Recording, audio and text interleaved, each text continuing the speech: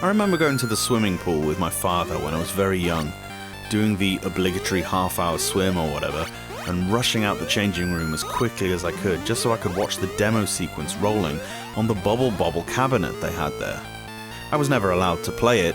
I guess my dad thought 20 pence was too much to watch a 5-year-old die 3 times inside 30 seconds, but I vividly remember the look and sound of the game. This was probably 1992 or so, which, considering it was originally released in 1986, stands testament to the enduring appeal of one of Taito's greatest creations. In Bobble, you control a dragon called Bub, and you have to work through 100 levels in order to gain a magical potion to save your sick brother. Many versions of this game are 2-player, of course, and have a different story, but they didn't try to implement this into the Game Boy version. That's probably for the best. Anyway, the game's gimmick revolves largely around blowing bubbles. The idea is that you encase the various enemies, featuring a whale, a spring thing, a space invader alien, and what looks like a helicopter, in a bubble, and then pop it. It'll then turn into a prize, which you should try to collect for your score. If you don't manage to pop the enemies in time, they'll bust out and be angry at you, turning red, well, darker in this case, and running about much faster. Any contact with a bad guy and you're dead. You need to capture and pop all enemies to move down to the next floor. It's possible to ride bubbles too. You need to hold the jump button down to bounce on the bubbles. Later on, this is vital to access higher ground. The levels are cyclical. Passing through the left side of the screen brings you out on the right, and top to bottom. There are other bubbles that are filled with water, which creates a waterfall that you can ride, or some that release fireballs or electricity to harm your enemies.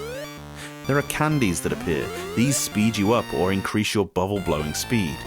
In fact, there are tons of other items. You're always finding new stuff that you didn't know were there. There's a potion that drops a load of prizes, and a book with a skull. If you take too long, this invincible ghost enemy called Baron von Blubber comes out to chase you. There are 100 levels with new enemies introduced along the way. Some later enemies fire projectiles. The bosses, after every 25 levels, are varied and really tough. Most versions of Bobble are single screen, but thankfully they didn't do that on the Game Boy version. This one actually scrolls a bit. If you remember how Pac-Man fared, it really hindered the gameplay, but here it actually works much better. I suppose that's due in part to the fact that the levels are not solely based on the original arcade ones, but rather these are different levels that were sculpted with the Game Boy screen in mind. The number of sprites on screen is dealt with very well by the use of the frame flickering technique we've seen a couple of times. Here, the bubbles and prizes flicker on and off on a frame basis. With the older style LCD screen, this utilizes the usually negative blurring effect to its advantage, as each frame sort of sticks around for a little bit afterwards, meaning everything is nice and visible despite only technically being on screen for half the frames. However, when you play this game on a Game Boy Color or Game Boy Advance, you don't have this motion blur, which makes this game a weird example of looking worse when played on a better console. Look for instance at the screen capture in the book. It only shows half of each sprite because the image is a representation of one frame. Melded together with the following frame, it makes a lot more sense. The music is on point and replicates that famous tune to a T. All in all, this is a really decent port of Bobble, one of the better arcade conversions on the system. I don't feel the same whimsy and wonder as I did all those years ago staring at the arcade cabinet, but still, it's the version of the game that I play more than any other.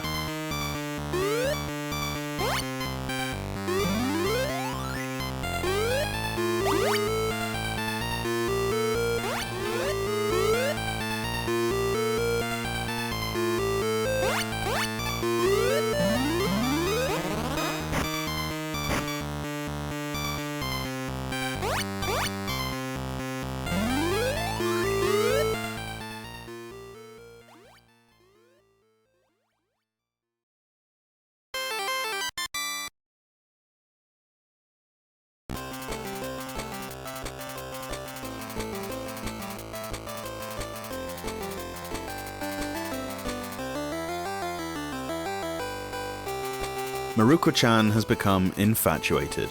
Like any covetous child, with a bunch of cool looking things in her local store. Being a child, who for some reason has been left unattended to roam the streets, she has no cash, and needs to invent a way to get it, namely, hustling all her neighbours. Essentially, in what looks on the surface to be an RPG, it's not, by the way, you control Maruko-Chan as she wanders the town challenging people to games of rock, paper, scissors. It seems odd that some of these grown adults would gamble with a little girl for energy, but there it is. If you win 2-0, you get more of this energy than if you merely win 2-1. As well as this, certain people will give you special cards should you win. You'll need these in a bit. Once you have enough energy, then you can enter some of the buildings at the top of the town and gamble them. This part has a little more variation. Depending on the person you gamble against, you'll play one of several different games. There are 2 card games, neither of which have any skill or really make any sense. You just sometimes win and sometimes lose. The slot machine is better, although quite rare, because there is at least a sense of your own inputs making a difference. The final game is a craps throw, where you and your partner roll 3 dice, and whoever gets the highest total is the winner. You can only gamble with the people once, however, unless you have the required card to reset them all. The problem with these cards is they're random, and some actually have negative effects. One in particular, the Maruo card, will eat up 50% of your money in some horrendous life lesson that sounds a hell of a lot like taxes to me. Tough break, kid. You can store it in a piggy bank to avoid this, but that reduces the amount you have to play with. This game seems like it can be fun on paper, and indeed, Chibi Maruko-Chan had what seems like a record number of Game Boy games. They better improve though. Okozukai Daisakusen isn't really even a game, as the entirety of the events are random, with the odds stacked against you. There's basically no thought or skill needed anywhere in the whole game, and its repetitiveness would surely alienate the children it was obviously marketed towards.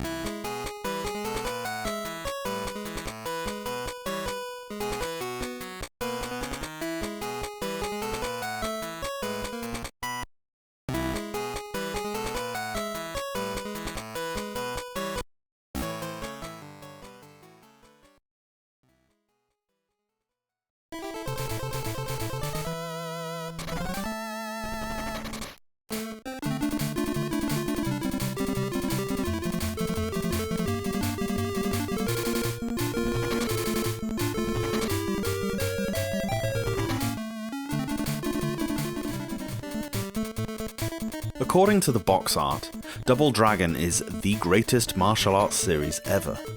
Hey, who am I to argue that point? Strange to proclaim that here though, as this is actually not a port of a Double Dragon game, rather it's a localization of a game from the Kunio-kun series, and plays more like a Renegade game. The graphics, music and storyline were changed for the Western release to tie in with the existing franchise more closely, but canonically it's unrelated.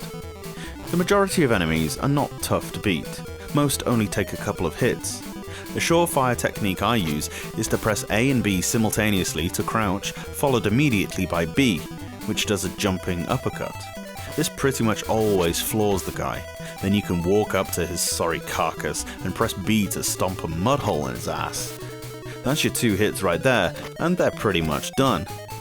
If the main enemies are slightly too easy, the bosses are brutally hard. I'm not exaggerating with that word either. I hope you enjoy getting punched in the face by a 7-foot pugilist. It took me a good hour and more than one video walkthrough to pass the first boss, but basically you have to lead him to the top of the street, then walk down the screen a little so that your guy is lower than him while punching. It's bloody tough, and were I not trying to review the game, I would definitely not have persisted with it. Graphically and audibly, this game is stunning. The level of detail in the streets and subway sections are impeccable, really showing off what talented artists could do with only 4 shades to work with. The sprites, while similar to the first game, somehow look that bit better. Each level has a different accent to it, with a real attention to detail. The music is an original composition for the Western release of this game, but there are little callbacks to the classic Double Dragon themes that we know and love. The presentation is almost second to none by this point. I just wish that I could say the same about the gameplay. It's not horrible, it's a fun traipse through the familiar tropes of a 90s beat-em-up. The controls are tighter than before, and the action is of a much better pace. The bosses just make you want to cry. I mean, at one point, you actually fight a guy with a handgun, using just your fists. The boss on the third level is Leatherface, for God's sake, complete with a chainsaw. Maybe I'm being a wuss about it. These are the cold, hard streets after all. But if I knew the bad guys were packing lethal weapons, I would not be trying to jump kick them. It's hard not to compare these games to the NES ones, as they're arguably the most well-known renditions of Double Dragon, but it's not totally fair or accurate to do so here.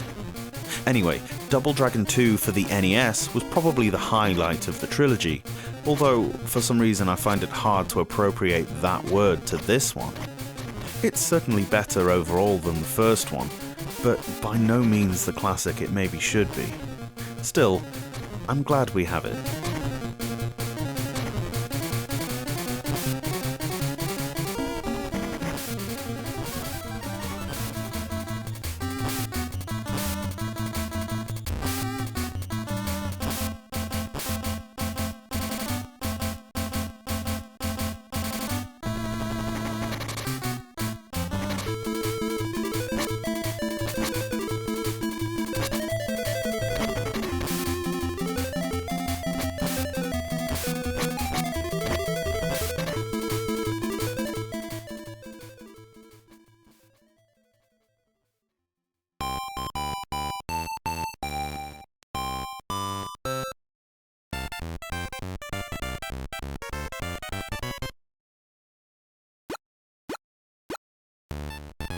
If you want a new puzzler you've probably not played yet, but can't figure out some of the Japanese exclusives, may I present to you Koro Dice.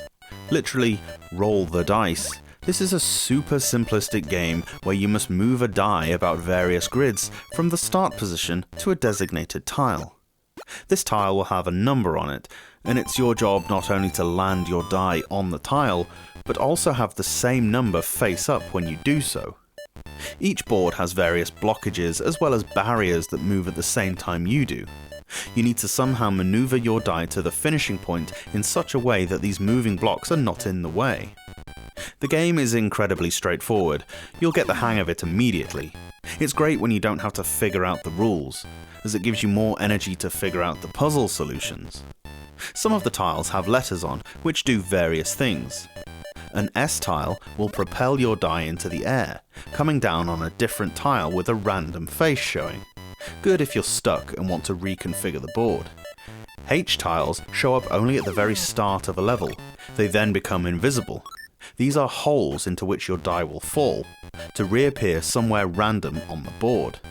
Arrow tiles can be rolled onto from any side, but you can only leave them in the direction the arrow is pointing, after which the arrow will rotate 90 degrees. You can play the game in 3 difficulty modes. They're the same levels, but while easy mode is a free play, average mode gives you 3 minutes per level, and hard mode gives you only 1 minute. There are 50 stages regardless of the difficulty, with a password save every 5 levels, and a celebratory cutscene every 10. I don't bother playing on a difficulty other than easy because even without a time limit, some of the later levels get very tricky indeed. All round, a quaint little puzzler that kills a minute or two. Recommended.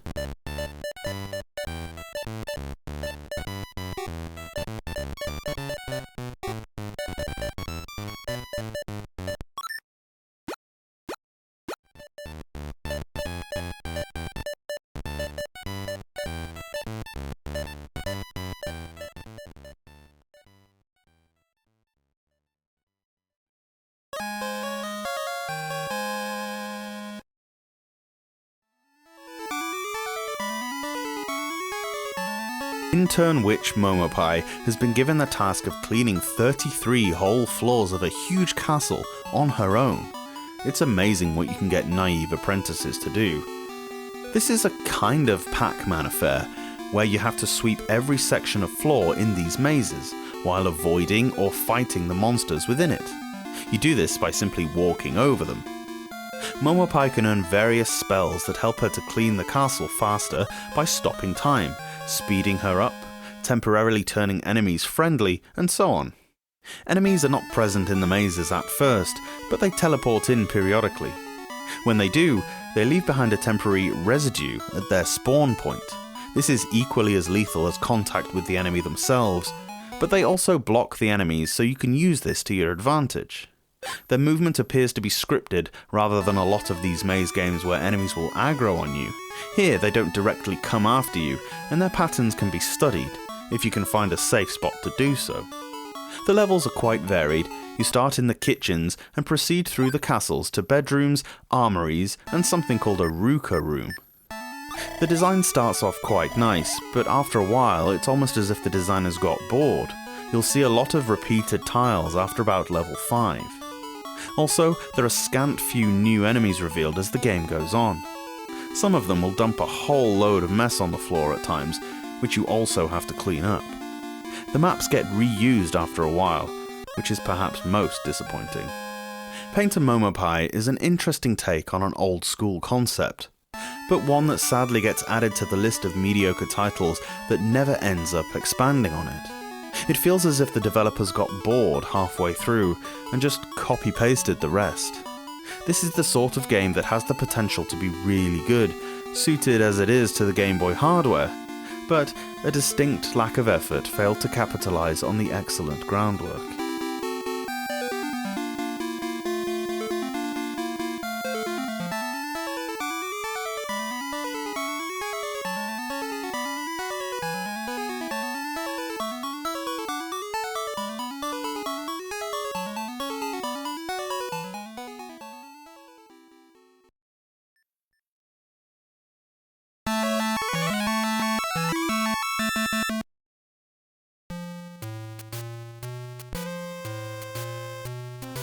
At first glance, I thought this would be something to do with the London Metropolitan Police, as Scotland Yard, complete with their spinny sign that you see on the news, is their headquarters. Weirdly, it's not, directly at least. This game is based on a board game that I had no idea existed, which was based on the Met Police, although they expanded it to feature in 5 worldwide cities. The game required at least 3 players. You play a bunch of them in the video game, but you could have up to 6. Essentially, one player controlled Mr. X, a criminal whose location is mostly secret, only being revealed occasionally, and it's down to the others as detectives to capture him. All the players can move around London via taxis, buses, the tube, and Mr. X can also use a ferry. The game is a weird one, ending if a detective captures Mr. X, or if he manages to remain uncaught by the time there are no possible moves left. All in all, it's one of those games where you have to study and revise before you start playing. There are a lot of rules, move regulations, and other doodads that mean you're probably not going to break this one out at family game night. It's more for people who are really into the gaming hobby. How does this all translate to the game? Well, Mr. X is controlled by the CPU and, like the board game, is only periodically visible. You have a team of 3 detectives, for some reason called police dogs. You can move your pieces 1 square each per turn. Landing on an arrow forces you to move that way. This can be used to your advantage. Landing on a train station gives access to those train lines. In future moves, you can move along the track in either direction to the next station. The game has nice-looking cutscenes detailing the famous landmarks of the city you're in, but that doesn't carry over to the game itself, which is a rather mundane tile format with everything in the game represented by icons. It's quite jarring how the camera darts around between characters and is at times hard to track what is actually occurring. There's barely any text in-game, which might help for translation purposes, but definitely hinders the game progress. A strange choice for a video game of a board game. All I can imagine is that Scotland Yard was more popular in Japan than it was here.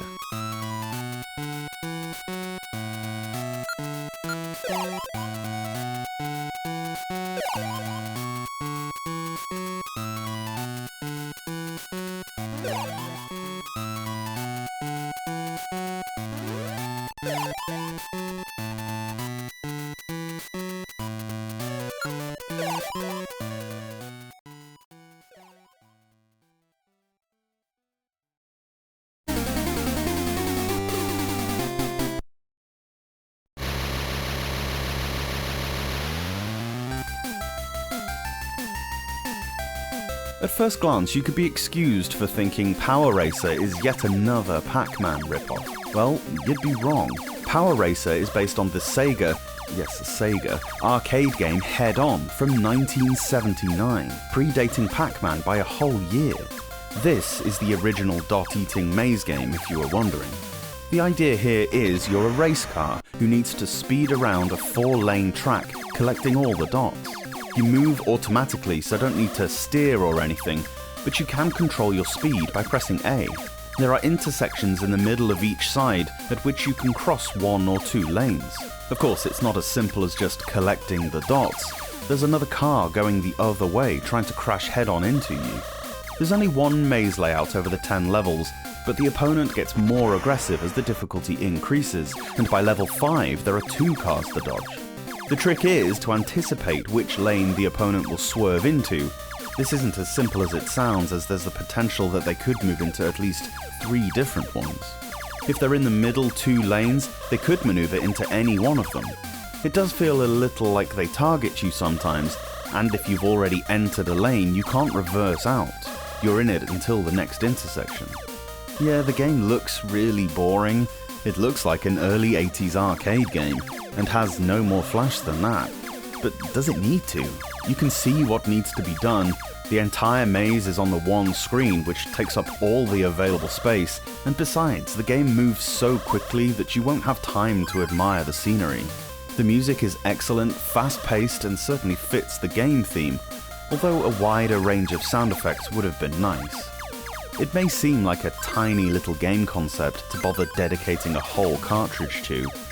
Few graphics and one maze layout, but there's a special mode as well as the normal conversion.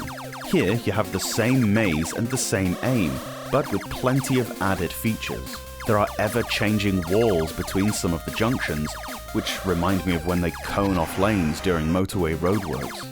Oil slicks that leave you stranded for a few seconds, a second car that follows you and takes over should you crash, conveyor belts that force you to switch lanes, and a really nice C block that completes the level for you.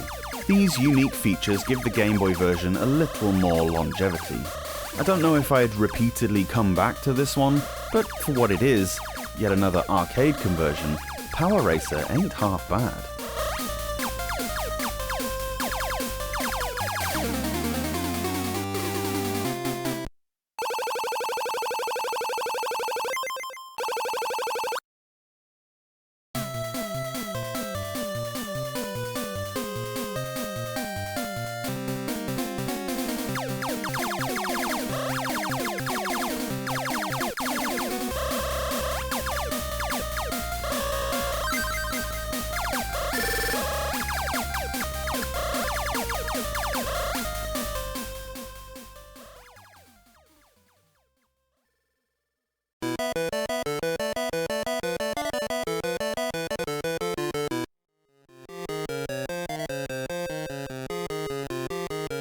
The first of 5, yes 5, Oni RPGs on Game Boy is sadly the only one that has a fan translation, so I am happy to say I can bring this to you. The other ones, well, I'll try my best, but no promises.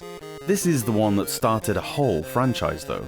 Not only was there a quintet on Game Boy, but there were also Oni games on SNES, PlayStation, and even as late as the DS. Aside from the educational tools, the fact that this has 4 sequels makes it the most prolific game series on the Game Boy, tied with the Mega Man series of course, which also had 5 entries. I know characters like Kirby and Crayon Shin-chan had that many games too, but not in series. Kirby's Block Ball, Star Stacker and Pinball were spin-offs. Even Super Mario Land only had 3 original Game Boy sequels, and one of those was re-released as color games. Oni didn't necessarily renovate the RPG genre, but it took the formula and made something good enough to justify such a lineage. I love the way the camera moves. Your character is not static in the center space of the screen, but instead, you walk about halfway to each respective edge before the camera moves. This adds a satisfying level of polish that makes the game feel just that bit more professional than a lot of its contemporaries. The overworld looks pretty full, with each tile having nicely drawn and full textures. You don't get that same blocky impression you do with some RPG overworlds. I find it a little irritating that your hometown is not displayed on the map though. You just sort of reappear in it when you're close, and it can be all too easy to get lost. Once you're into your adventure, it's fine because you don't really revisit all that often, but when you're low level and need to constantly heal up, it can be a pain. It is definitely worth grinding up a few levels though. Enemies don't seem to drop anything until you reach level 3, which is actually level 4 seeing as you start at level 0, but whatever. They yield the same money and XP regardless of what level you are, but at level 3 they'll also give you medicinal herbs and antidotes, and so on. Plus, the first weapon you can buy is pretty lame. It's worth getting the 250 monies needed to buy the iron katana before you start your journey. Once you finally set off and make your way east to the next town, a ninja will jump you and steal a vital sacred text from you. Upon returning home to report this to your master, who gave it to you, you find your town has been abandoned and your master lying on the floor of his house, having been attacked. Weirdly, the blacksmith and innkeeper are still cheerfully trading away in a ghost town. Now it's up to you to seek revenge on the yokai who did it. Remember the water monsters from Ayakashi no Shiro? Well, they are an example of yokai in Japanese folklore. Your dying master gives you a lithograph that you need in order to find a gem down south that will open a path up north. You'd really need to read the text to understand this, which is why I'm so grateful for the translation of Oni 1. The menu navigation is fluid and simple. All your equipment, items and magic are on the same screen as your status, and the flow is smooth and quick. The intro music is pretty rancid, and it gets a little better throughout, but not much. When you return to your village to find a bunch of corpses, the music is the same stupid up-tempo nonsense from when you were there before, rather than an emotive, atmosphere-building song that should have been there. Audially, the game is a real letdown. The passable sound effects don't really compensate for the soundtrack. That's pretty much the only area where the game struggles though. The visuals are fantastic, the storyline compelling, and the battle system, while not exactly innovative, is instinctive and very well balanced. I'm really disappointed that none of this pentalogy made it out of Japan, but we all know Westerners don't play RPGs, right? That seemed to be the prevailing logic, especially with Nintendo in the early 90s. We missed out on so much good stuff. Believe it or not, in Europe we didn't even get Chrono Trigger. One of the greatest and most accomplished games of its generation, compelling even today, and you couldn't buy it in the UK until 2009. Nintendo just didn't think there was a market in our lowly part of the world. I can't help but ponder what a massively missed opportunity all that was.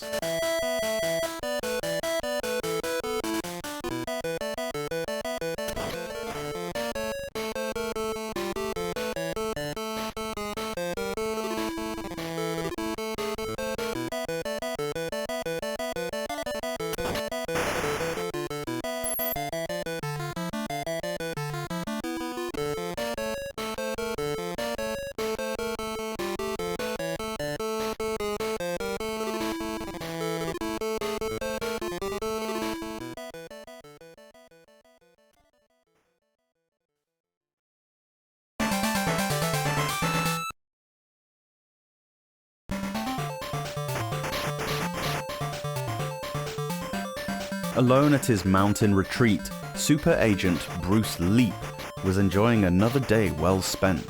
He had remained from dawn to dusk in his secluded cedar-logged dojo, sharpening his techniques in the various martial arts. A strict diet of rattlesnakes and iguana stew had served to heighten Leap's confidence and replenish his soul with vigor. Then, late last night, Leap received the top-secret and confidential directives from Control Central, which he was expecting. Leap broke the seal, tore into the packaging, and retrieved the papers inside. Papers which, for the time being anyway, would decide his fate. Leap's hunch about the contents of the documents proved right on the money. His boss, the Lieutenant Colonel, was indeed ordering him across the border, deep into enemy territory where, under the hot desert sun, dangers lurked, to reach the pyramid-shaped factories of Daddy Longlegs. Factories where a lethal concoction of scorpion juice and petroleum was being manufactured with evil intent. Reaching Daddy Longlegs' factory is certain to be a fight-filled task. Various bodyguards and goons will strive their utmost to prevent Leap from getting to their master. But get to Daddy Longlegs, Leap must. Yes, you did just hear that. Glorious, wasn't it? Based on the arcade title of the same name and called Spartan X in Japan, hence the product code DMG-SX, we have a remodeled version of a classic side-scrolling beat-em-up where you play as the terribly monikered protagonist Bruce Leap. You walk from left to right with occasional platforming, kicking and punching anyone that dares threaten you. Energetic kung fu-style music and satisfying beat-em-up sounds accompany you through 6 levels that are varied in design, if not procedure, although they are reasonably short. You travel through construction sites, on the top of a moving train, a factory, all the usuals.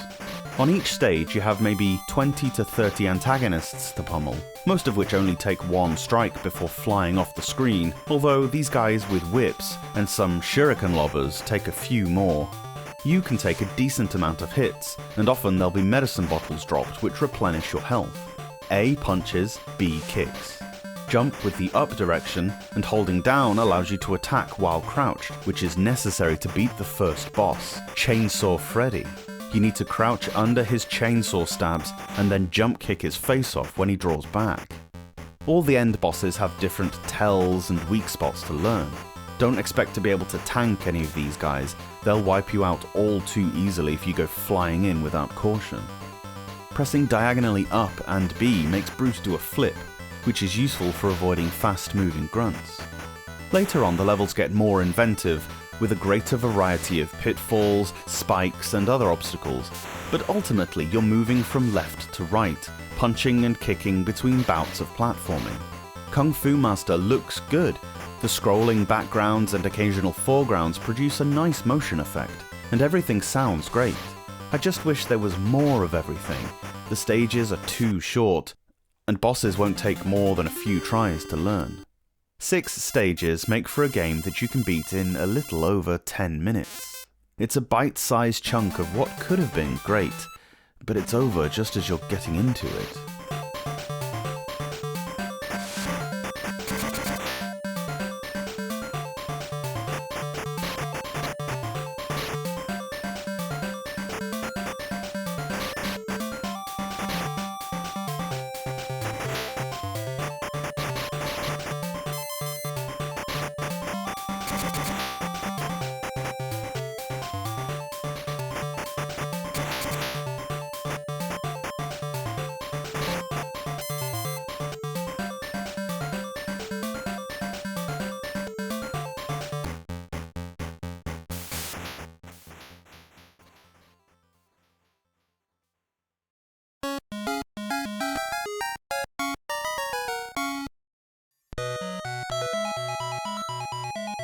It looks like our primitive princess has been captured, and it's up to you, as Totom the caveman, to climb to the top of a 50-story tower to get her back. The tower is filled with lots of ambulating monsters, as well as floor traps. Within the time limit, you must collect a crystal that causes a ladder to appear, granting you access to the level above. Pri Pri is a simple platform puzzler, not dissimilar to Bugs Bunny Crazy Castle. You can enter doors that will throw you out at another set of doors.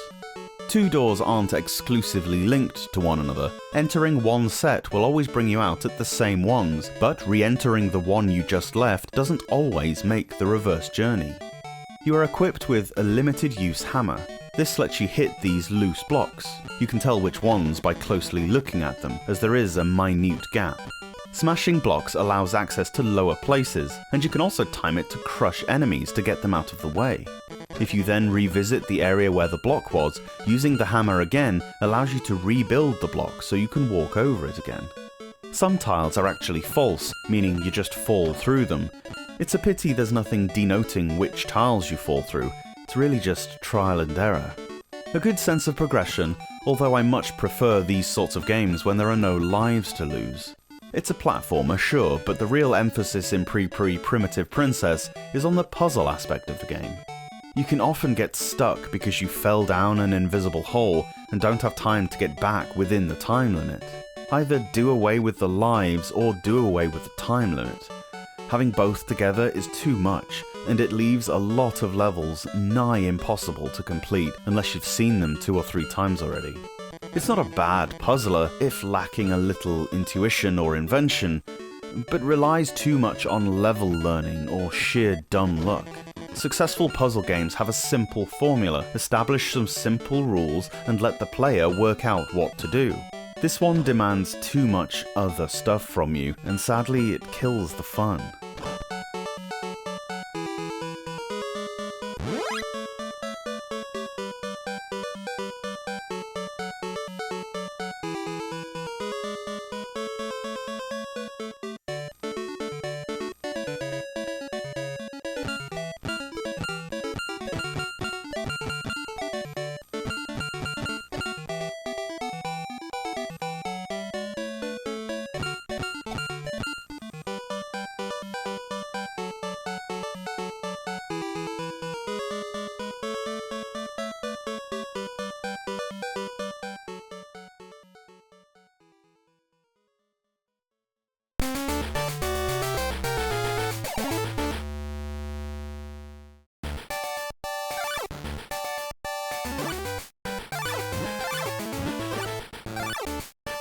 So, there was once this dragon. Dragons being what they are, they need to be vanquished. Thankfully, Dirk the Daring didn't answer his phone. We can only assume he killed himself somehow on the way to pick it up. So instead we settled on a frankly more competent hero, in a small boy with a woolly hat and pockets full of nails. He doesn't crumble into a skeleton as soon as being touched, but even so, the poor mite's been trapped in the dragon's heinous labyrinths. 50 of them, to be precise. Well, we're here anyway, so let's escape the dragon's lair and see if we can't nail the worm along the way. Your aim on each stage is to navigate your way through the maze to an exit door, avoiding or killing enemies, nail in and scale in walls by firing an inexhaustible supply of these javelin-like bolts into them, then jumping on them in various ways to climb upwards or over gaps. There are various types of blocks on the maps. There are those that are not destroyable. Some of these can be climbed, others cannot.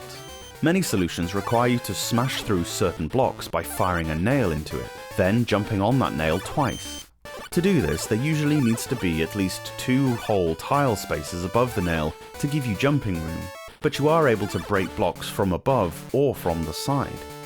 I say usually, it's entirely possible to make certain solutions easier by exploiting a corner break tactic. Whether this was a deliberate mechanic or not is unclear, but in some cases an otherwise arduous level can be reduced to a walk in the park by passing through a section that the level designers probably didn't intend. The nail's hitboxes seem to be slightly wider than the sprite, so by firing a nail right downwards into the corner of a block, it is possible to jump right on the edge of it from a block diagonally up and to the side, allowing you to break through without actually jumping on it. Firing a nail into the floor allows you to somehow stand on the end of it, giving about an extra tile's worth of height.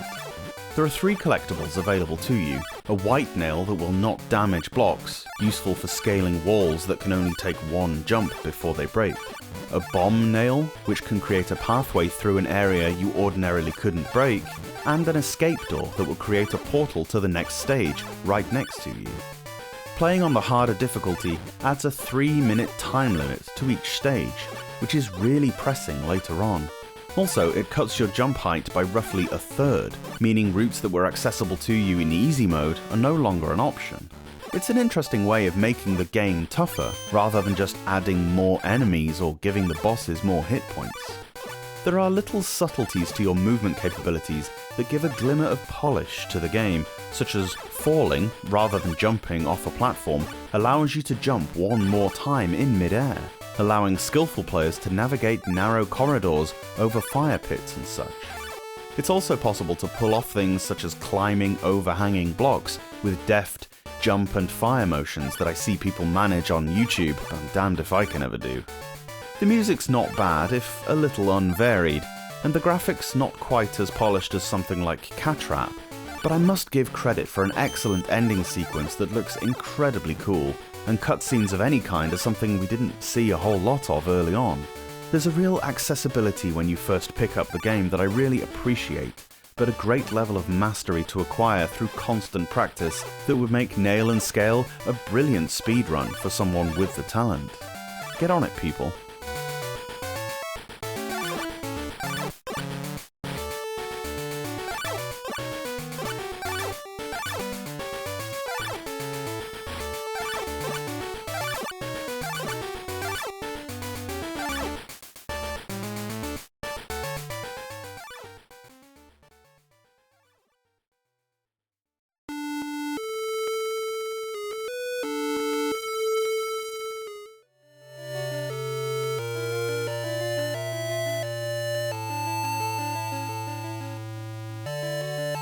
We venture back to the land of Saga for another rebranded title. Similarly to the first one, this one isn't strictly Final Fantasy canon, but then what can be considered canon in a series that spans so many different areas and eras? In Final Fantasy Legend 2, a lot of the great aspects that made the first one unique have been retained and polished, and some of the more annoying features taken out. Revisit the first review to remind yourself of what I mean. So, you create your team of 4 heroes like before, but now in addition to the humans and mutants, you can also choose dragons, slime, imps, and robots. The robots' selling point is that their weapons are replenished when you visit an inn, so there's no constant purchasing and swapping in and out of arms. It's almost as if the inclusion of this character was in a direct response to fan feedback about one of the more irritating things about the first game. Some of the older races have been tweaked a bit.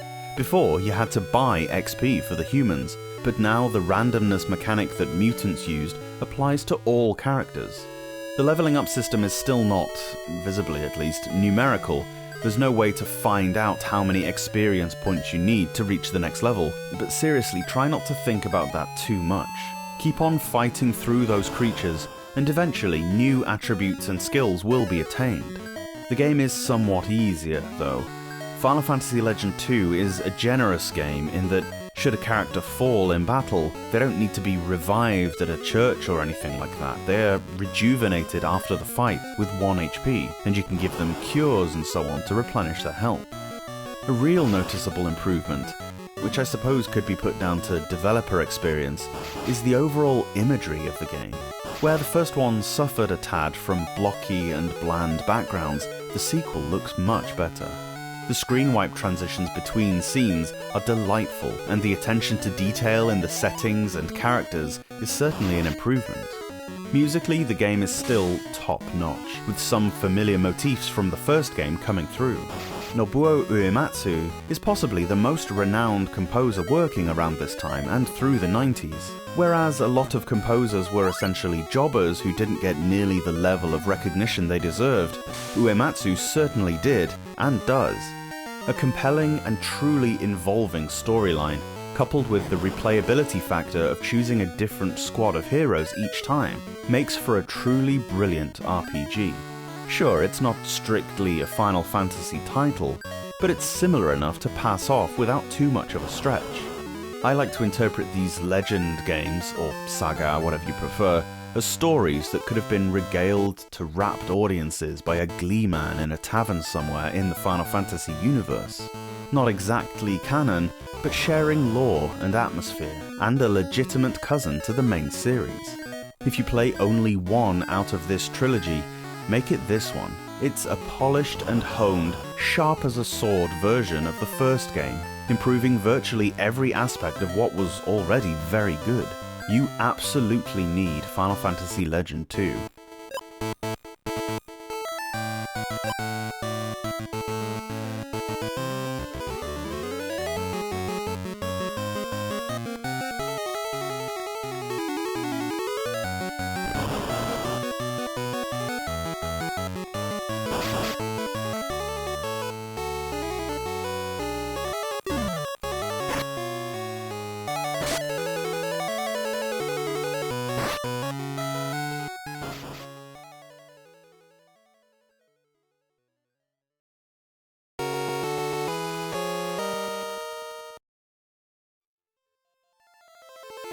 Before the intro screen even pops up, you get given the choice between Japanese or English.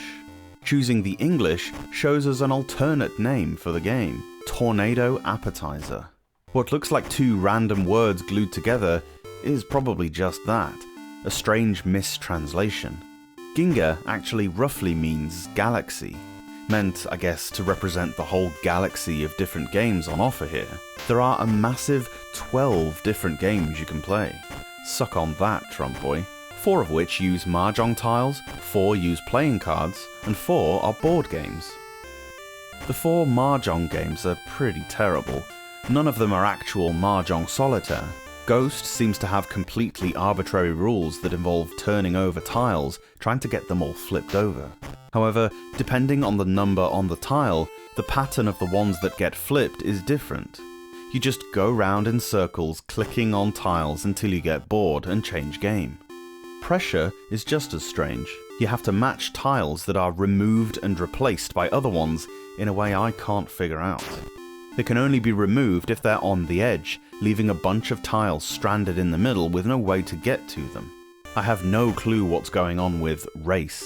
Allegedly the point is to match 2 stones, but clicking on pairs doesn't work. Clicking on the same number but different suit doesn't work. Combinations that do work don't seem to have any correlation with each other, and eventually I got so sick of the illegal move sound effect that I moved on. Array makes sense at least, but it's not interesting. You need to place stones on a board in such a way that they are removed.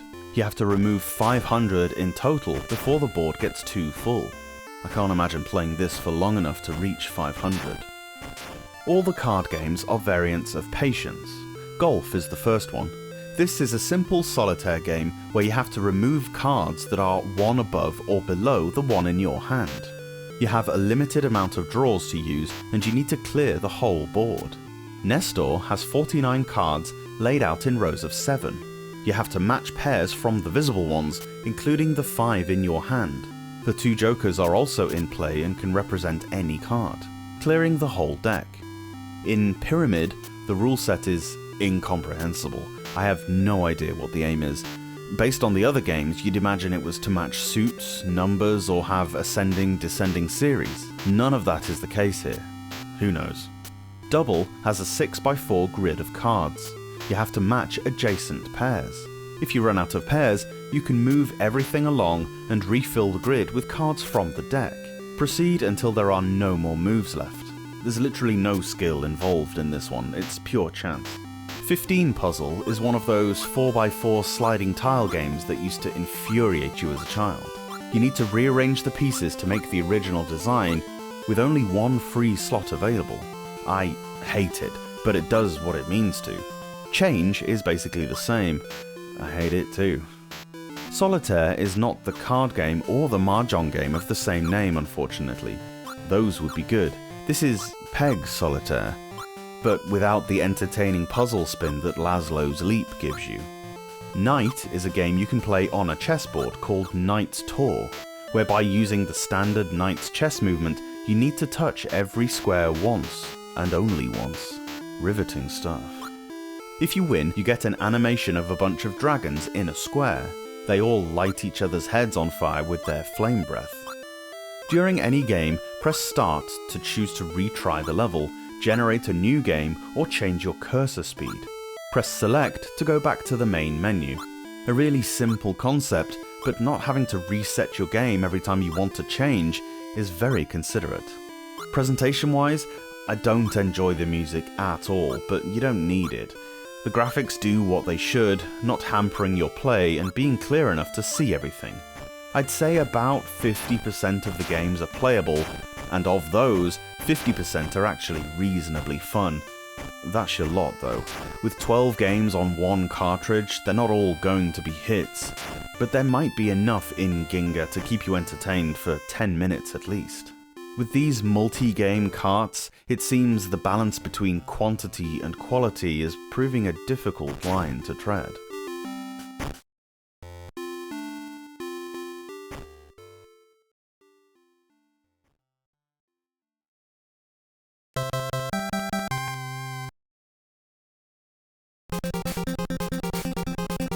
I was somewhat torn when reviewing Klax whether to actually do 2 reviews.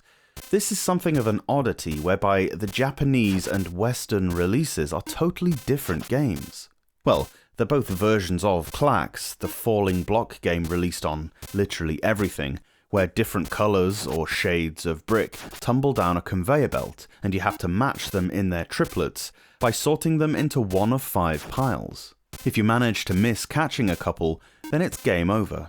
When I say they're different games, I mean that whereas the 1990 version released by Hudson Soft in Japan has a top-down, almost two-dimensional look to it, the 1991 Mindscape version that we got over here looks more akin to the three-dimensional style popularised by every other rendition of Klax.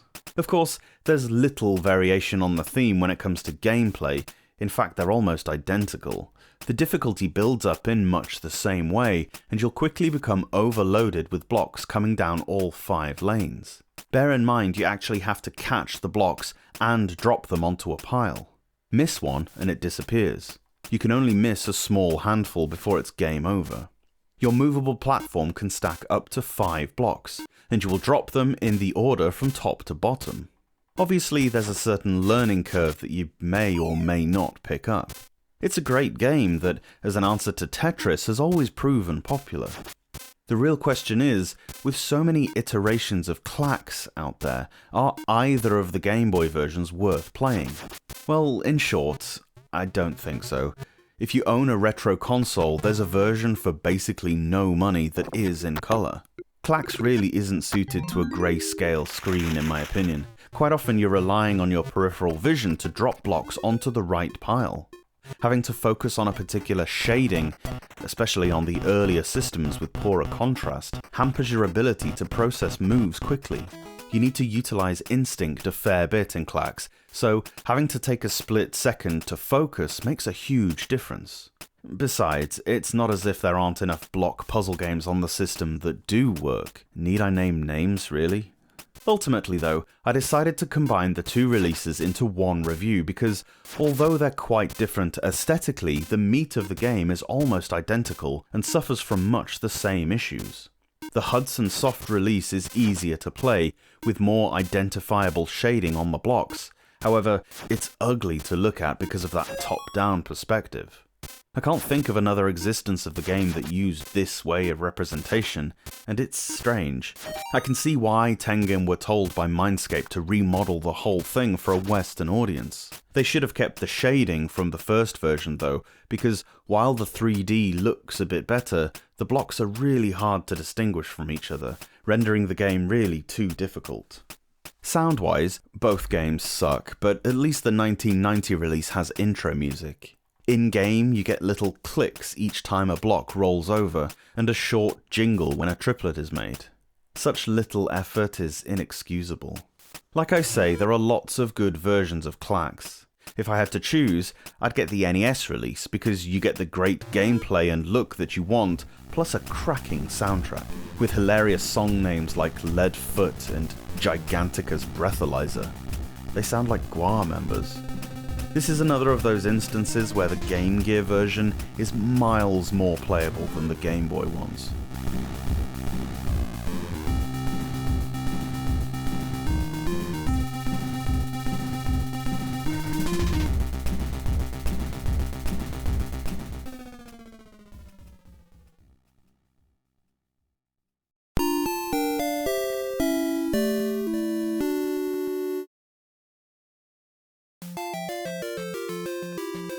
Think Sword of Hope, then think Cats.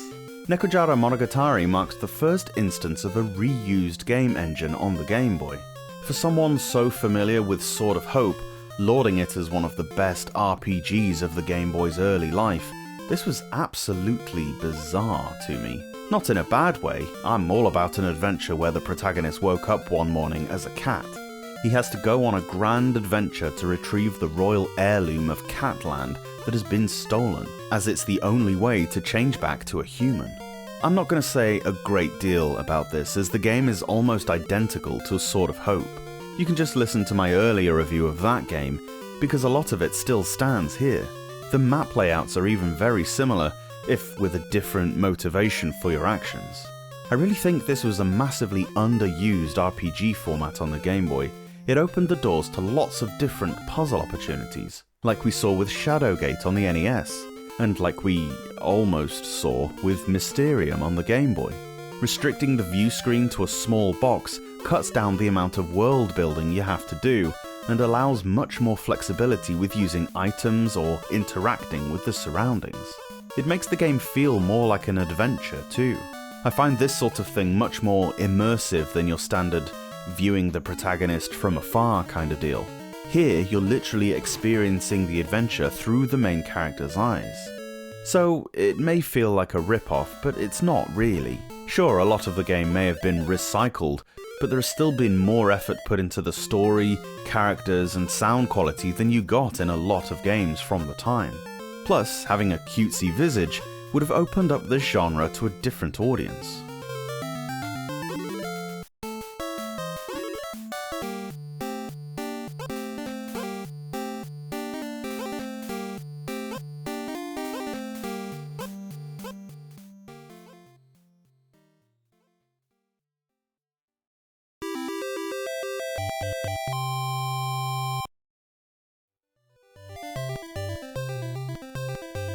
I know what you're thinking. Pokémon Stadium in 1990? We could only wish so.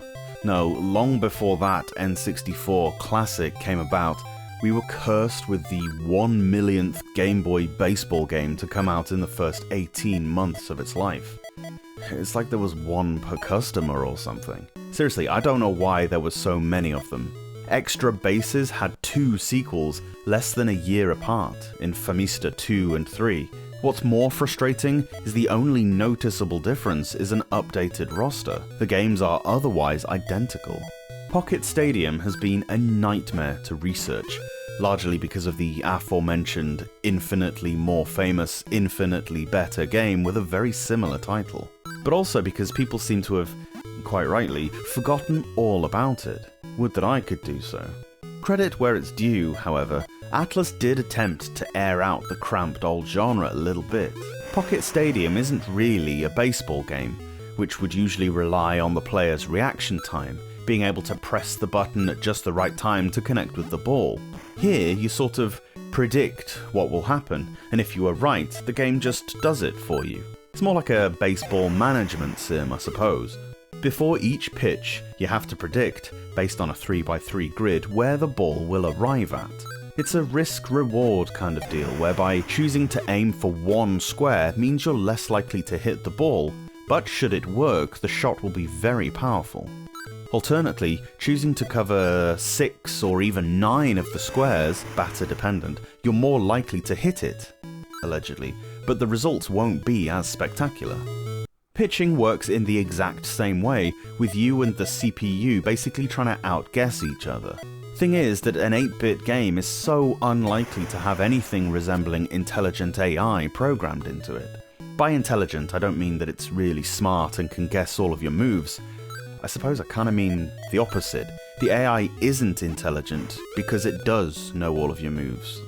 Am I making any sense here? Whether you are successful seems to be made by some arbitrary probability rather than any elegant and complex formula. It's as if the computer just decides whether or not you win on a coin toss. A heavily weighted coin toss. And that's the entire game right there. You don't have control over anything else. Fielding is completely automatic, as is making the runs. This is the least amount of actually doing baseball things that I've ever seen in a baseball game. It's an interesting concept, I suppose, but the technology or programming nous was just not there, leaving a sour, cheated taste, and a game with absolutely zero substance. I spent the first couple of minutes trying to work out why none of the buttons did anything in-game, until I realised that was the point. I really don't know who Pocket Stadium is for. Sports fans? Unlikely. Strategy game fans? Certainly not.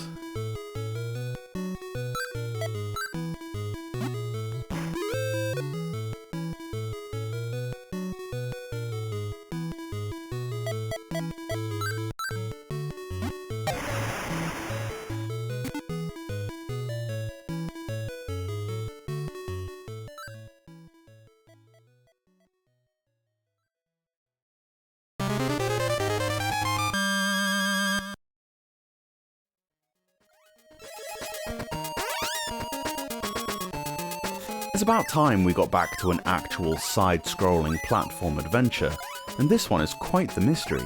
There is a dearth of information anywhere on the internet, so I'm surmising as best I can. You play as what I think is a raccoon, Ponta, and his bird friend Hinako as Yuutou hen, which roughly means strange friends.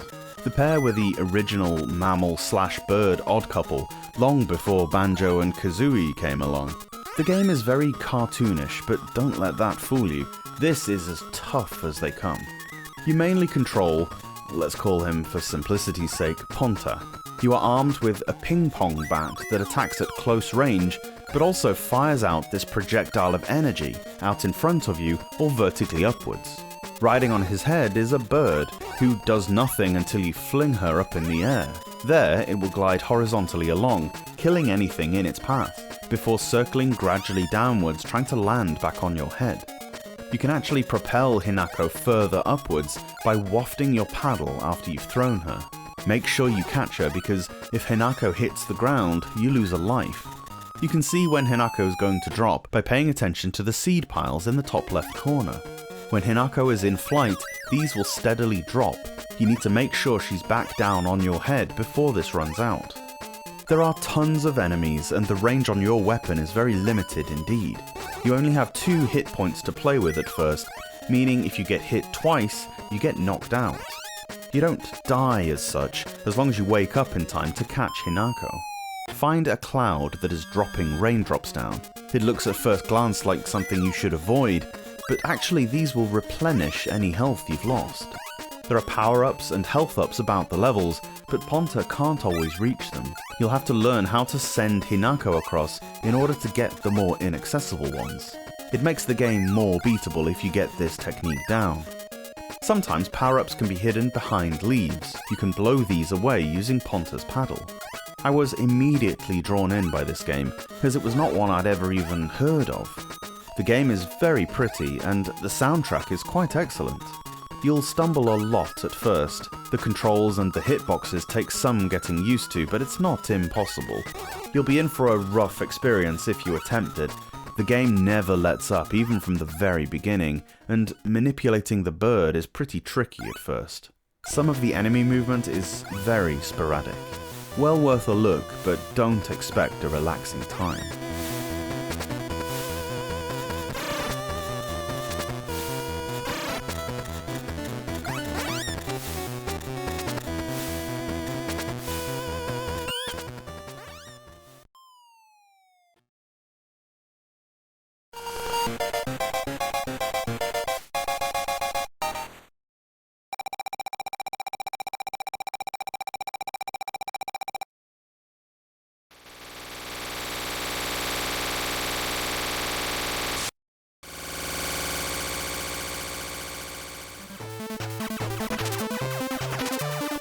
Do you like pain? You'll love Battle Unit Zeoth then. Here we have a part side-scrolling, part vertical platformer where you control a guy in a mech suit, tasked with saving the city of New Age from the terrible Grind forces. Actually, there's a pretty cool story, which I think you'll agree has been lacking in most games so far.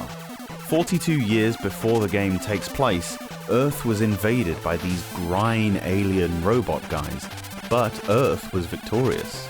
Or so they thought. It turned out that the Grind had built a secret underground base filled with these self-replicating machines. By the time of our story, they had amassed a veritable army down there, and now they're ready to take vengeance. You control the Zeoth mecha, and as you might guess, it's your job to stop this new attack force, enter the secret base, and destroy everything you find. You need to fight your way through 5 stages, 3 of which are left-to-right auto-scrollers, with a couple of vertical, climbing, descending stages in between. Be prepared to have your metal ass handed to you virtually straight away. Enemies fly at you with such pace, and bullets can be pretty tough to avoid due to the size of your character and the somewhat unique control methods. You're in a suit capable of flight, but seeing as how you're on Earth, gravity is very much a factor. So rather than flying or having a jump button, The A button activates your jetpacks, which have infinite fuel fortunately, but you need to keep the button pressed to stay in the air. Your vertical placement is completely defined by your ability to balance hovering and descending. Up and down actually aim your gun up and down, rather than move you about. Left and right do, obviously. You also have infinite ammo, meaning holding B at all times is pretty much a must. There's no let-up for a second. Pressing B twice in quick sequence activates a hyper bomb that kills everything on screen, apart from the bosses, but takes off 2 of your precious health units. There are weapon upgrades, which transform your puny starting weaponry to a formidable spread of power. You start with something called a Vulcan cannon, not related to Star Trek, and collecting power-up blocks allow you to power it up a couple of times into either a beam shot or a laser. They're both pretty strong once you upgrade them, but I find that the beam has a better spread and a faster fire rate, so even though it's a little weaker, the DPS is higher. The challenge is very real in this game, so steel yourself. Health is really hard to come by, and there are no invulnerability frames when you get hit. Oh yeah, there are no extra lives or midway checkpoints either. You'll get the opportunity to continue infinitely, but you still need to beat the whole level in one strike. This is very harsh indeed, and adds to the already crazy difficulty. A couple of respawns per stage wouldn't have hurt. If you manage to make it to the bosses, it only gets worse. They are brutal, with lots of attack variation. They'll take plenty of learning and are designed in such a way that there are safe spots, but these keep changing, and the time allowance to make it from one to another is pretty tight. Battle Unit Zeoth is a really rough ride, although the background to your beatdown is outstanding. The music in this game is a sublime, high-tempo, pumped-up racket that accompanies the carnage ahead of you. The effects are great too, and don't override the music in an intrusive way. An even higher level of praise, however, must go to the visuals. This game is one of the most stunning to look at on the system to date. Absolutely gorgeous throughout, especially the bosses, which often take up more than the whole screen, meaning you'll have to fly around them. Upon death, they split apart in this really cool screen wipe effect, coupled with some wicked explosion noises. Although the bosses and your sprite take up a larger than average portion of the screen, surprisingly it doesn't feel cramped. The whole screen is utilized economically and to great effect. There's an awesome looking cutscene once you defeat the final boss, where its gun arm blows up and the whole thing explodes, but don't expect to see it. This game is not a long one, but it will take a massive deal of effort and skill to conquer it. One of the best looking games so far, but also one of the hardest. I might even chicken out a little and say that the difficulty takes away from the enjoyment ever so slightly, and I like tough games. Even so, Battle Unit Zeoth is a real unknown Game Boy exclusive title with no sequels, but one well worthy of your time.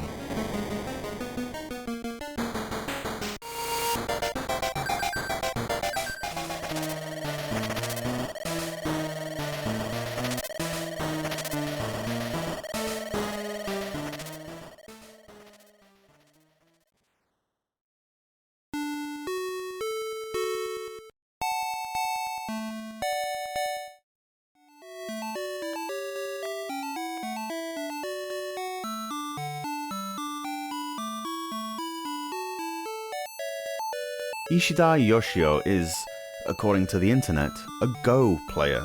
Weird thing to be famous for, but whatever. This game is a bit like that, except you're not directly playing the game, a variation on Othello type games.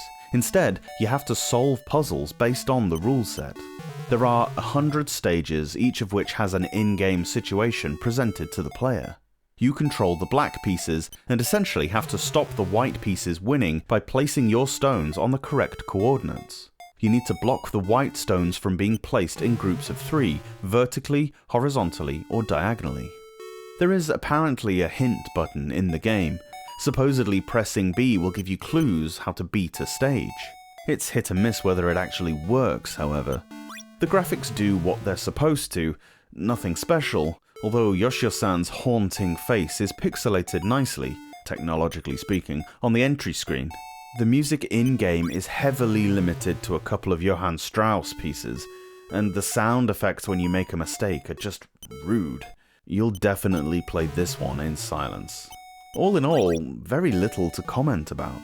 If you're into Reversey, Go, or any of those types of games, I guess you might enjoy a different take on the concept.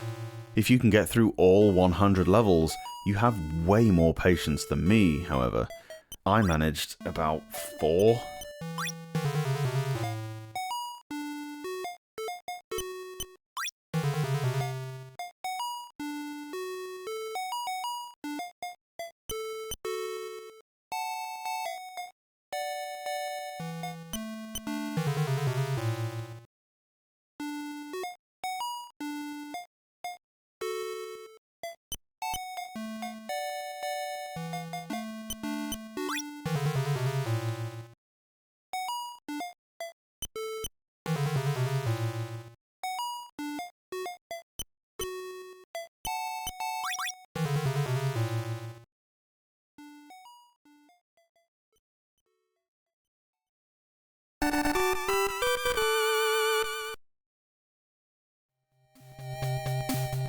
Following the Gremlins' Night of Havoc, Mr. Wing recently passed away, and his store was torn down. Gizmo attempted to escape, but was kidnapped. Now, Gizmo is a prisoner in the genetics lab inside the Clamp Center. Whoa, that's rough. Based on the film of the same name, in Gremlins 2 you play as the little Gizmo, and as the storyline suggests, you need to work your way through all the levels to escape from your captors. There are some luscious looking levels to play through, from a movie studio to a secret lab. All the sprites are very nicely detailed and the perfect size. Sunsoft learned from their mistakes with Batman. The backgrounds are gloriously detailed, and the visuals in the cutscenes and in between lives are incredibly well drawn. Visually, this game was a real accomplishment. Gremlins 2 also has some of the most stonking music up to this point. Sunsoft always excelled in the audio department, and this is no different. They used such a broad array of sounds, emulating a drum kit better than it should be possible to. The movement of your character is just the right speed, and the jump height seems fair. It's not just a linear left to right kind of affair. Quite often you need to climb up and down, or double back on yourself. Lots of thought went into the level layouts. You need to collect a pencil to be able to attack, and it's only a short-range weapon that takes a couple of hits to kill most things. You can also pick up a radio, which gives you one musical note to throw at an enemy, and there are boxing gloves that pop out of a box, which you can activate by jumping on them. Gizmo's pretty weak. Although he can take several hits, it's pretty tough to defeat an enemy without getting hit yourself. The weapons all suck, and enemies that take 4 or 5 hits don't stop coming towards you while you're attacking, meaning you'll more than likely lose some health somewhere. This is especially true during the boss fights. These things take a ton of hits, seeing as how your attack is so weak. You can't attack and move at the same time either, which really hinders you. That small handful of hit points will dwindle as quick as anything. There's a pencil weapon which is weak as hell, and a musical note that you can throw ahead of you, but that's really all in terms of offense. Although there is a suitcase you can hide in for a brief period that makes you invulnerable. Pixel-perfect jumps abound as well as a couple of instances of the mortal sin of video games, enforced damage sections. All this renders Gremlins 2 The New Batch a very good game with a couple of frustrating gameplay elements that stop it being a world beater. One of the best presented video games on the whole system, for sure. Still comes highly recommended.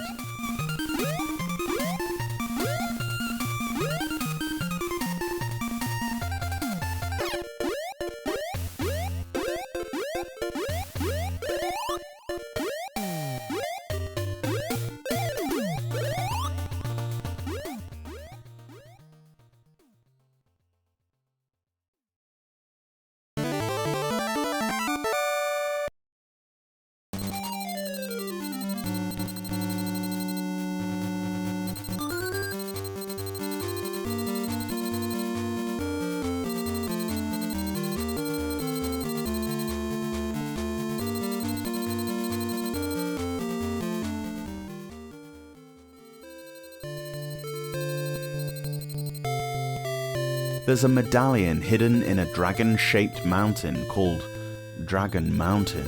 The dark dragons want to claim this magical medallion, Hiryu, for themselves, and you, as Ryuhi, have to stop the bad guys getting it. You progress along a side-scrolling level, punching and kicking at monkeys and what looks like Swamp Thing, while trying to break blocks that have fireball power-ups and time additions in them. You jump with A and attack with B. Press down and B to perform a low kick, necessary for smaller enemies that'll just walk right under your normal kick. All told, these sections are not that tough, apart from the occasional enemies coming from behind you. Rick moves pretty sluggishly, and it can be tough at times to turn, crouch, and then kick before they've come at you. They don't take a great deal of health off you, but even so, you want to preserve as much as you can for the part that comes next. The 2-in-1 part comes about with what happens when you reach the door at the end of each side-scrolling level. A screen will come up saying something like Rick vs Shokaku, and you'll go into a fighting game style arena for one-on-one combat. The controls are different now. B still punches and kicks, and A jumps, but your movement is much slower, and you're always facing the opponent. You now have to hit targets that appear in one of 3 places on the other guy. Push up for head ones, down for leg ones, and nothing for body shots. Also, these targets will appear on your body, so you need to hold away from the opponent and press B to block those 3 areas. This is really hard to get down, and the first boss will take a really long time to get past if you've never played it, due to the unfair combination of incredibly sluggish controls, glacial movement speed, and massive amounts of boss health. Oh yeah, also if you take too many hits, your sensei pops up and says, "This is no good, read the instruction booklet carefully and try again." Actually, dickhead, I have read the manual, and it doesn't help overcome the terrible controls. What's worse than getting your ass kicked by a poorly programmed game is the game then telling you that you suck at it, and not letting you play on. Oh god, it's so bad. The gameplay is a real shame because Fighting Simulator looks and sounds really nice, and the idea of merging 2 similar genres into one title is something that interests me. It often works in music, so why not video games? The side-scrolling parts are actually not that bad. They're not massively interesting, but they play okay, and I maybe think that Culture Brain should have stuck to this. The fighting sections do not work at all, and it's not down to difficulty. The whole targeting system is a reasonable thing to try, although a more traditional style would have been much better. Being told how you have to fight the battle is unnecessary and weird. The problem with it is that it's too hard to pull off. I can stomach getting my ass handed to me by a tough game, if it's fair. The boss fights are hard for the simple reason that the programming is a broken mess, and that's something I find really tough to tolerate. A really nice aesthetic and a great soundtrack that was sadly wasted on poorly put together gameplay. What a pity.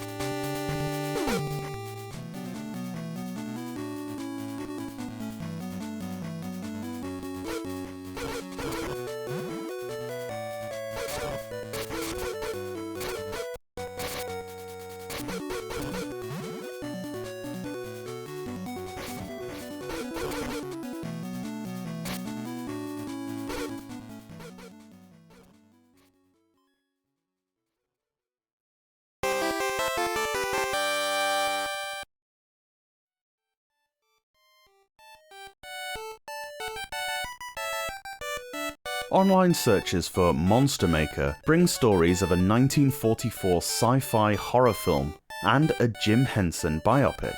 Very little information about the Japanese video game series exists, at least in English. From what I can gather, the games are card-based RPGs, whereby you crawl through dungeons uncovering tiles on a one-by-one basis. You can make trades with some NPCs to get other cards, fight random encounters that proceed in a turn-based card game, a la Magic the Gathering or something of that nature. Outside of the dungeons, your standard RPG tropes apply.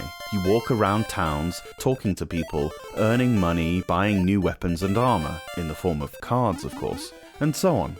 You can pick from 4 characters at the start of the game. They all have different starting stats which are pretty straightforward to understand. Before you head out into the overworld, head north to the big building in the first town. There you can meet the Lord of Camelot, who will give you a buttload of money. You'll need this straight away as you initially don't have, and cannot afford, any weapons, meaning if you try to fight even the first dungeon, you'll be wiped out in your first battle. You get over 200 gold, enough to buy the level 2 sword, armor, and shield boost. The overworld is actually a forked road with many alternate choices at each intersection. Each time you come to a split, you'll have to choose one of several overturned cards. These have dungeons, castles, and so on behind them, but obviously you won't know what until you enter one. The dungeon crawling sections are pretty interesting actually. As I say, there is a kind of fog of war mechanic where you don't actually know where you're initially heading. Thorough exploration is definitely worth doing, as you can meet all sorts of people and monsters in there, not all of them hostile. Sometimes they'll ask you a question, to which you can respond positively or negatively. The first dungeon has a demon who asks you if you'd like to know about his cough. Say no and he'll just go away, but if you say yes, he'll cough and a bunch of gold will come out. There's no way to really know what the outcome will be, so it's really just a guessing game at that point. Monster Maker seems like it's really got something going for it. The card-based RPG style was pretty unique to the Game Boy at this point. There is a lot of text which could prove a stumbling block, but the language isn't of a super high level. I managed with a good chunk of it. One thing I will say is the battle system is quite heavily weighted in favour of the AI. Your attacks seem to miss at least 50% of the time. I know that's to simulate a dice roll, but even so, it doesn't feel properly balanced. If you're up against 3 enemies, you're probably going to be defeated within a couple of turns unless you're really lucky with your hits. Sure, you only go back to the previous town, and you can save at any time, but you lose money. If you've been saving up for the sorely needed weapon and armor upgrades, this can get pretty tiresome. What Monster Maker tries to do is exciting, although it never quite reaches its goal. There are 2 more games in the series though, one which actually uses the barcode scanner. Perhaps they'll be a little fairer.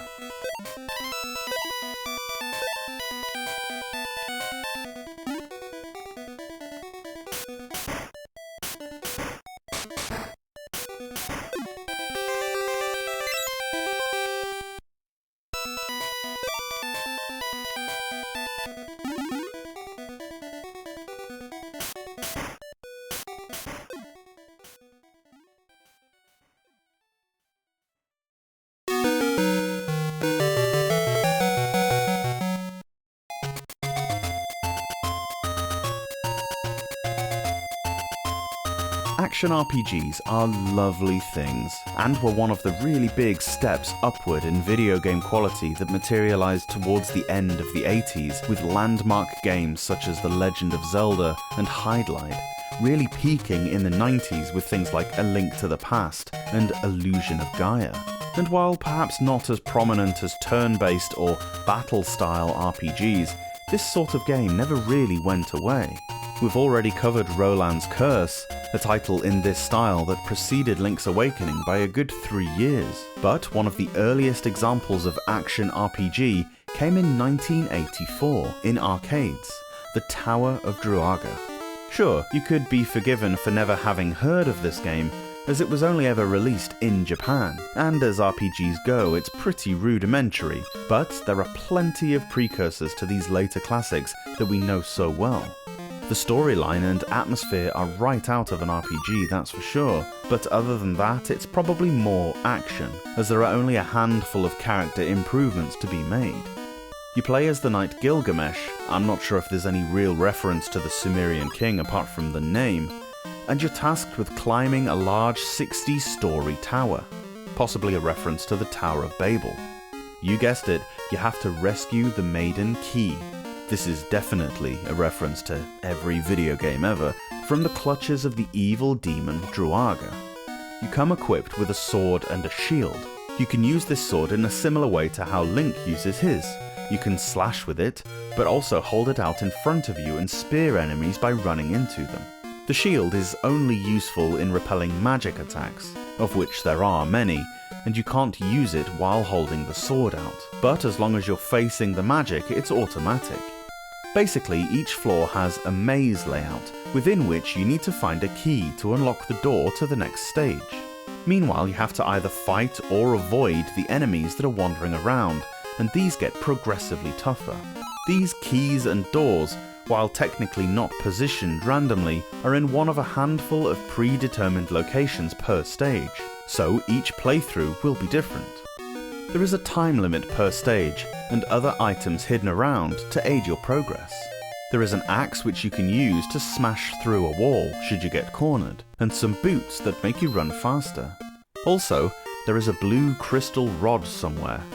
I'm not telling you where, this isn't an FAQ, that you need in order to be able to fight the final demon. One thing that needs to be kept in mind is your health. It doesn't regenerate completely after every floor, so don't think you can just tank your way through a stage. You get a bit of it back, as if Gilgamesh is taking a breather on the stairs, but to get it back entirely takes a health drop or a few floors of really careful playing. There are mini-bosses every 10 floors, which do help to regain all your life. This game is a pretty faithful port of a 1984 game, so as you should expect, the graphics are fairly rudimentary. They're not bad though, everything is clear and functional.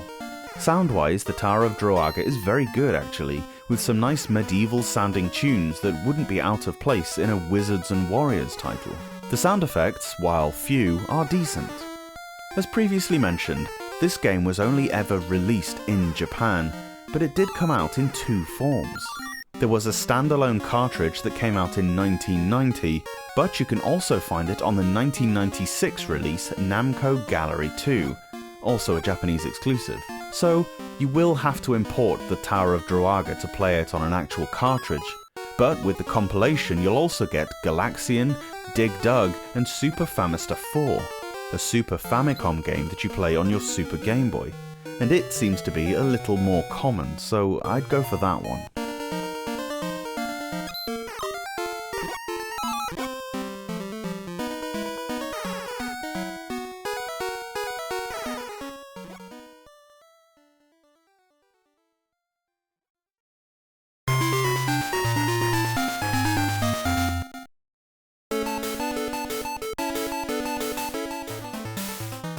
This is Nancy at Chase HQ.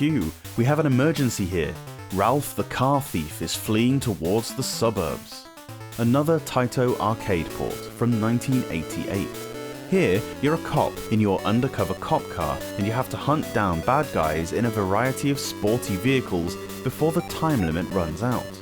You then need to smash into them until it's sufficiently damaged that it stops, so you can make your arrest. You have a time limit to catch up to the other car, which will be highlighted with an arrow. There's a gauge on the upper right part of the screen that tells you how far there is to go, and once you manage to catch them, the timer resets to 60. They're not quite seconds, but a bit longer, which is the amount of time you have to enact your own fiery brand of justice. The damage gauge on the left is not your own, your car is invulnerable, but the health of the guy you're chasing. There are two control schemes. The first one, you have to hold up to accelerate and also use left and right to steer. A is turbo and B shifts you between the two gears. I find this one pretty hard. The alternative uses B to accelerate, select activates the turbo, gear shifts with A. This is much easier and your left thumb won't get as tired. It doesn't help you cope with the slipperiness of the car though, that's just something you'll have to adapt to. You need to keep an eye on your speed and shift when you hit about 90 or figure out the audio cues. You get 3 turbo boosts per stage, and I find it's best to save them as much as you can until you catch up to the car, as when they see you and your siren starts blaring, they seem to get the wind up them and put their foot down. Along the way are other cars who erratically drive all over the road, but these explode into a fiery inferno should you run into them. You don't take damage, but inevitably you'll spiral off the road and hit a cactus or something, which allows your prey to get further away from you. You can probably afford 2 or 3 crashes in the time limit, but not much more. Eventually you'll go through a tunnel and then come up to a junction where you need to choose the left or right road. The game tells you which one in plenty of time, but don't worry because it's always the left one. Every time. One of these days I'm going to take the right road to see what happens. Down this road are boulders scattered all over the place, which are bigger than your car, but you can still drive into without getting hurt. Your car is made of diamonds, clearly. By the time you reach stage 3, everything starts to look awfully familiar. In fact, the levels all seem to be identical in layout and design. The road is the same block shade as the grass, with the track designated only by striped lines either side. Chase HQ sounds pretty good. The siren is a little grating, but the music rocks and really fits the game's motif. I just wish there was more to look at. The backgrounds are alright, and they do change halfway through the level, starting off in the countryside, then progressing through that long tunnel to emerge in the city, or vice versa. There are two main issues that keep me from really enjoying this game. The first is the annoying mechanic whereby hitting the back of a civilian car causes you to spiral off the track even if you're going in a straight line. So not only do you hit a car which slows you down, you then hit a roadside obstacle which stops you entirely, and this is unavoidable. This can be countered by just not sucking at the game, but the second one is the big one. All the levels are the same. The car you're chasing looks different, and the name and profession of the criminal changes, including Antonio the Foreign Terrorist. Wow. There might be more cars on the road and a shorter time limit as the levels progress, but the routes you take are always the exact same. The lack of any sort of variation is a really poor showing that cannot be overlooked or excused.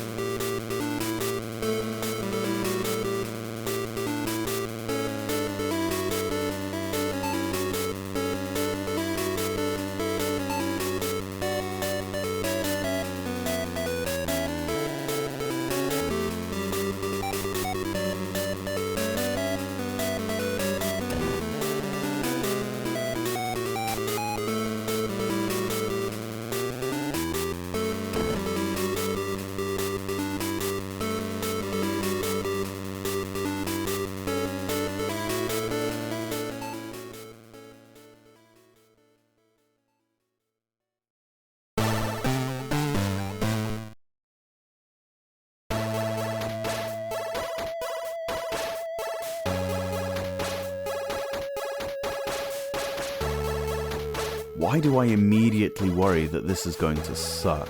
If experience has taught me anything, it's that games based on good action films of the 80s are unenjoyable at best, unplayable at worst. Thankfully, LJN weren't allowed anywhere near RoboCop, so there might be some hope. Although, are Ocean much better? This is a side-scrolling shooter / beat-em-up, where you walk from left to right, can shoot horizontally, vertically, and at 45-degree angles. You can jump and crouch to avoid enemy fire. If you run out of health or time on any given stage, you die, but you do get unlimited continues, which is cool. There is a nice variation of enemies. Machine gunners will run at you or fire down from windows. Surprisingly, these don't do a great amount of damage. However, those jump-kicking guys and the ones with the baseball bats, you'd better watch out because they damage you more for some reason. Some throw grenades too, which do a lot of damage. Being RoboCop, your movement is as clunky and plodding as you'd expect, and the enemies by and large are much quicker and agile than you. You'll get to know their movement patterns and firing arcs quite quickly, but you still need to be prepared, as often the hidden enemies don't emerge until you're quite close to them. Basically, if there's a window above you, get ready to shoot at it, because more than likely there'll be a gunman in there. They don't aim directly at you, but are limited to the same 45-degree angles as you. Their generous hitboxes allow you to stand slightly off-center underneath the windows and fire directly up at them, without them being able to hit you. If there's a motorcycle coming, duck as soon as you see it, else it'll hit you. If you come in close quarters with an enemy, RoboCop automatically starts punching enemies. This is the only way you can pass through barrels. There are power-ups you can get. The P pickups are health, and there are spread shots and fireballs with limited ammo. In between the side-scrolling levels, there are a few first-person stages, including one where you have to shoot a guy who is holding a woman hostage, without hitting her obviously. This is executed really well actually. Controlling the crosshair is more accurate than you'd imagine. Hit her twice though and she'll die, which will lead to a game over. The bosses are tough as nails. Fighting Ed 209 for the first time is really tricky. You have a very strict time limit and no gun. So you're required to avoid the gunfire and then get in close to punch a couple of times before backing up. It's tricky but figure-outable. There's a glorious soundtrack in this game. The intro music is quite mellow and a weird offset to the rest of the game, which is basically about killing and stuff. Once you get into the game, it's a bit more up-tempo. It's a nice looking game as well. I particularly like the screen wipes at the start of the stages, and everything's clear with accurate hit detection. The game gets really tricky towards the end, but with unlimited continues it's certainly beatable. A good difficulty level I'd say, and I'm not put off by the slow character movement, as an agile RoboCop wouldn't be realistic now, would it? Decent movie conversions are few and far between, as we know, and this one's great fun actually. I mentioned the excellent audio by Jonathan Dunn. The intro music was curiously chosen to market kitchen appliances here in Europe on some TV ads in the early 90s. The song appeared in all Ocean variations of this game, but it was the Game Boy one that was chosen. Very weird. The commercial itself is like a fever dream. Definitely one to look up on YouTube. Search Ariston RoboCop or something. And on. And on. And Ariston.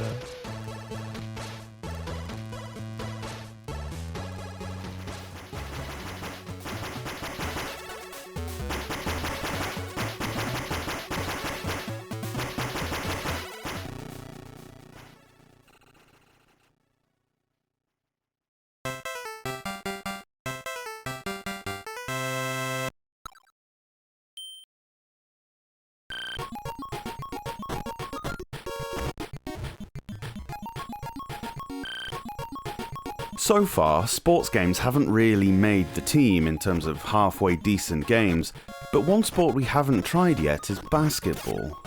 I can't say I was in any particular hurry to play a basketball game, given it's yet another sport I have no interest in, but I'm a professional, so I'm duty-bound, I guess. You can play 1-on-1 or 2-on-2. In 1-on-1, you start with the ball on the halfway line and need to run up the court to try to score. Getting past the opponent is easy. Just hold up and you dribble right on through. Although when you get to the net, you'll most likely miss, which will result in the other guy stealing and converting before you even get a chance to put a block in. Each time I've played this, I've been 6 or 7 down within a couple of minutes. It is possible to score, you just need to get the timing down. Press B to start your jump, and then B again mid-leap to throw. Scoring is hard, but isn't the hardest part. Getting the ball back is. The opponent quite often manages to throw as many shots as he needs until it goes in. I just can't win the ball back. My dude just stands there like the skinny guy he is with his arms and legs spread, and the CPU just shoots it over my head. 2-on-2 is just too hard. The other team passes the ball around way faster than any 2 humans could, and it's virtually impossible to keep track of. I'm not sure what triggers this, but sometimes you get pulled up for travelling, which is when you're dribbling, catch the ball, and then start dribbling again. A foul in basketball. Are you proud of me that I knew that? But it seems to happen randomly. I don't press anything as far as I know, it just happens. I like the graphics a lot, actually. Despite the fact that the characters have no faces, the in-play game looks great, with plenty of detail. I suppose because the game only takes place on half the court, it was possible to have quite a zoomed-in aspect. Also, sometimes when you shoot, I think it happens more if you're coming in from the side. You get these rather impressive mini cutscenes of your player leaping Space Jam style at the net. It doesn't always go in from these, but I like how it looks. The in-game music is quite nice too, and never becomes annoying. The gameplay really lets In Your Face down, I'm sad to say. 2-on-2 is unplayable, and 1-on-1 barely an improvement. I imagine the game's strength lies in linking with a friend over the link cable, but like so many early Game Boy titles, the AI ruins the experience for single players. I'm not having a good time with sports games so far. Apart from golf and extra bases, they've all been pretty terrible. It's not just because I don't like that many sports, especially American ones. I'm being as objective as I can, and so far, most of them suck ass.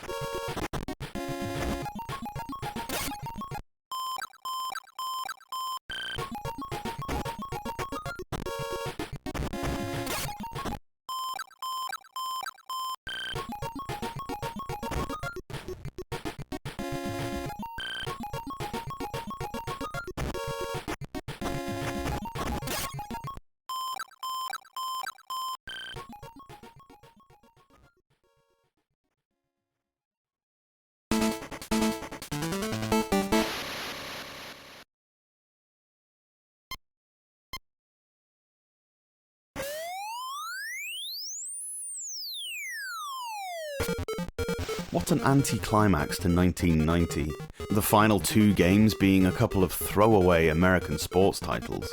It's games like these that really make me consider what I'm doing with my life. I have more games based on football, baseball and the like than I care to admit to people, as a guy with zero interest in any of these fields. And that's what completionism does to you.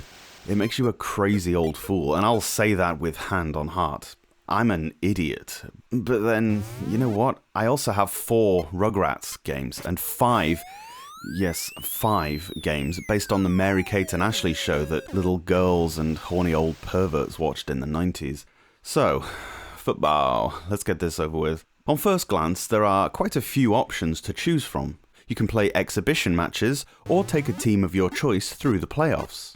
There are also some 2-player games. You can also choose from 8 different teams. Sure, I don't know the difference between Los Angeles and Denver, the Broncos, but still, that's quite an impressive lineup.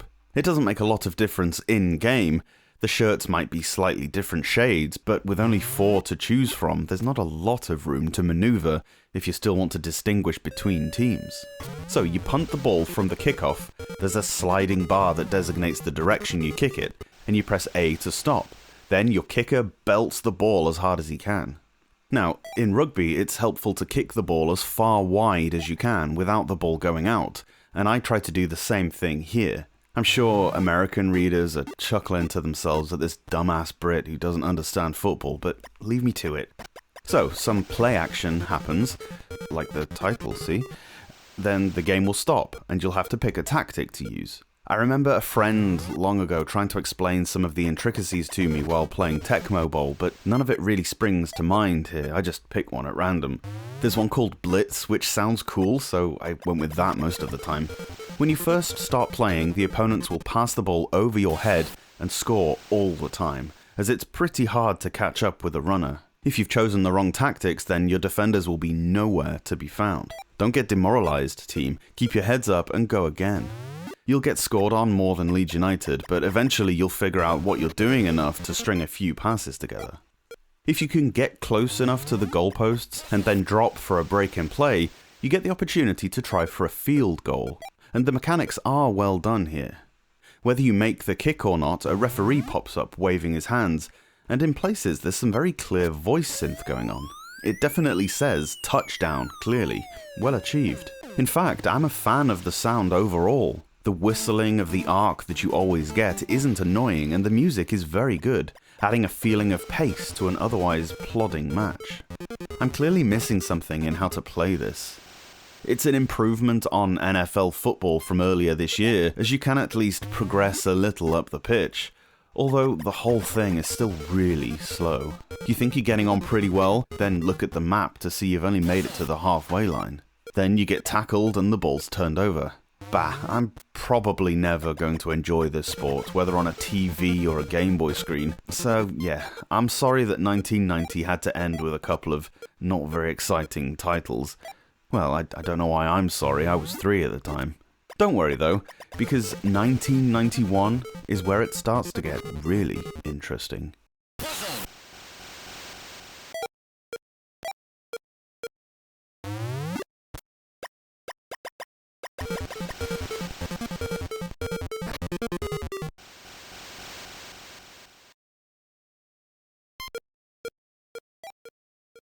Thanks so much for watching this video. Let me know your thoughts on the game down below, and if you can spare a second, give the review a quick thumbs up, it really helps out. Subscribe to the Portable Power Podcast for a new Game Boy review every day from Monday to Friday.